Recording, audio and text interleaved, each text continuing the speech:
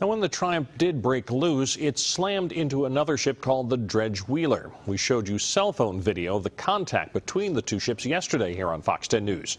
Our Letitia Bush went back to the scene today to find out more about the Dredge Wheeler.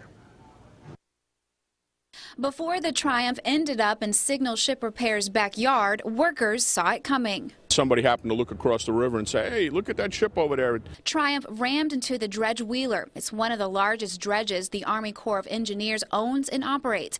The shipyard has been working on the Dredge Wheeler for about 8 months now. General Manager Robert Beckman tells me he watched it all happen.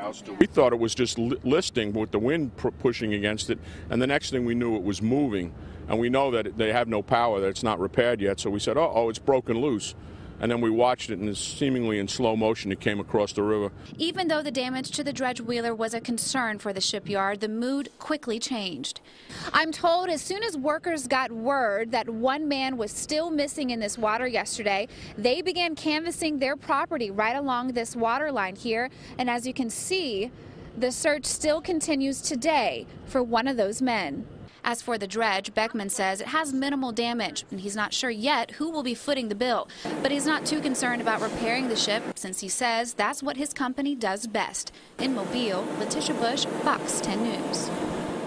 We're told Signal Shipyard will be surveying the damage by boat next Tuesday. That's when it will know more about the cause.